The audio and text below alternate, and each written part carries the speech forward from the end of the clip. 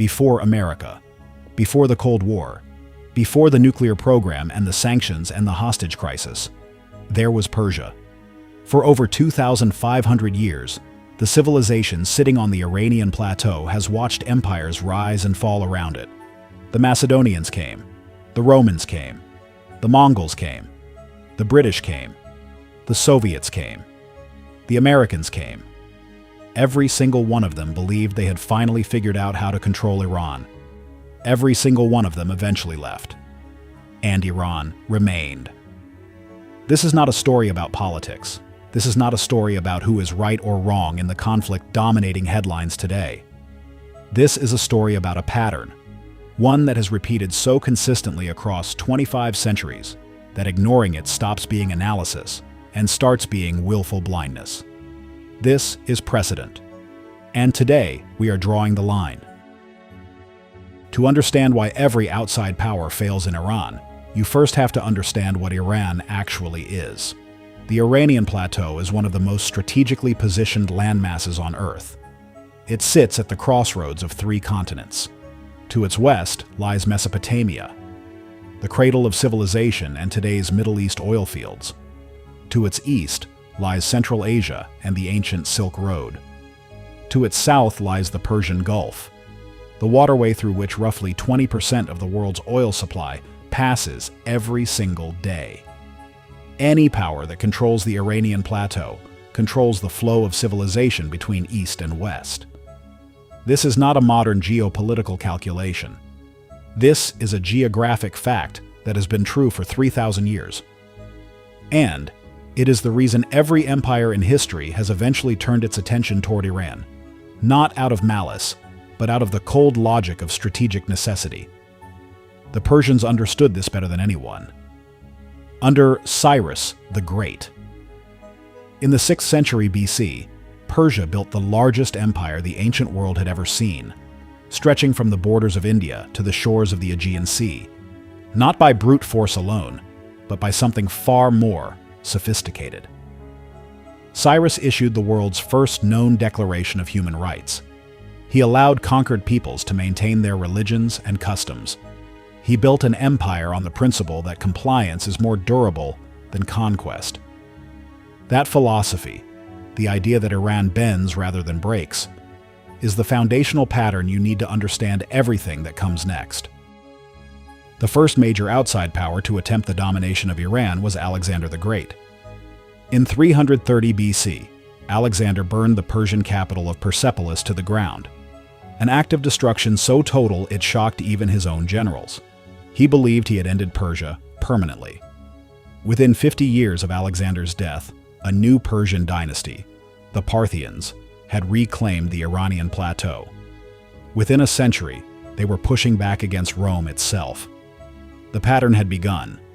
Rome tried repeatedly to conquer Persia. Emperor Trajan pushed east in 116 AD and briefly captured the Persian capital. Emperor Valerian was captured by the Persian king Shapur I in 260 AD, the only Roman emperor ever taken prisoner by a foreign power. The image of a Roman emperor kneeling before a Persian king became one of the most humiliating moments in Roman history. Rome never conquered Persia. The Arab invasions of the 7th century AD came closest to permanently transforming Iran. Islam swept across the plateau, and the old Persian Zoroastrian civilization was replaced. But here is what happened next, and this is the key detail most Western observers miss entirely. Iran did not simply become Arab. It absorbed Islam and made it Persian. Iranian scholars, poets, administrators, and philosophers became the intellectual backbone of the Islamic world. The Persian language survived. Persian culture survived. The civilization bent. It did not break. The Mongols arrived in the 13th century under Hulagu Khan and committed perhaps the most catastrophic act of destruction in Iranian history, sacking cities, destroying irrigation systems that had sustained agriculture for millennia, reportedly killing hundreds of thousands. And within 2 generations, the Mongol rulers of Iran had converted to Islam, were speaking Persian, and were patronizing Persian art and architecture. The conquerors became Persian, not the other way around. Now we arrive at the modern chapter of this pattern, and the moment that explains almost everything about the current crisis between Iran and the United States. The year is 1953. Mohammad Mossadegh is the democratically elected Prime Minister of Iran. He is a lawyer, a nationalist, and a Democrat in the truest sense.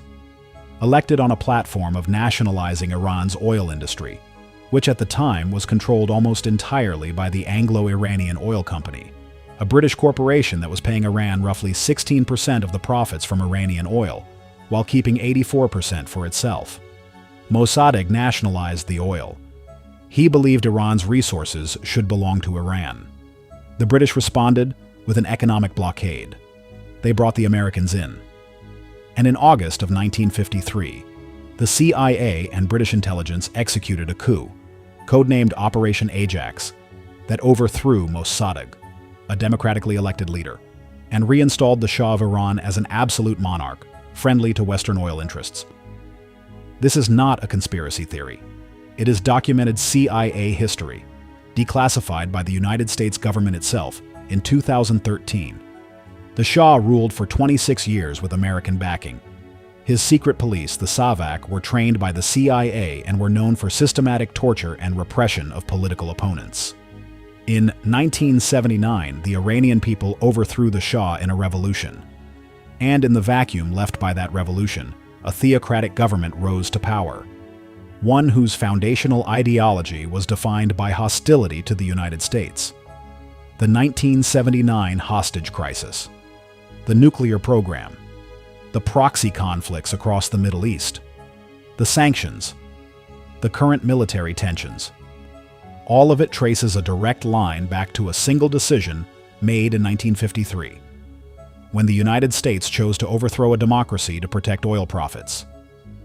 Iran did not forget. It never does.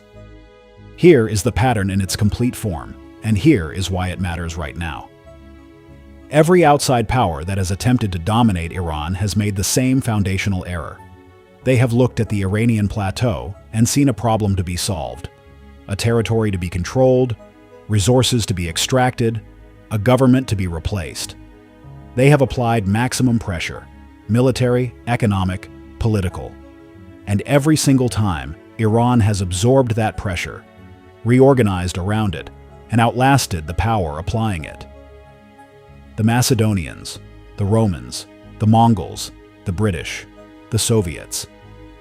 Each one believed their technology, their military power, their economic leverage was sufficient to finally break the pattern.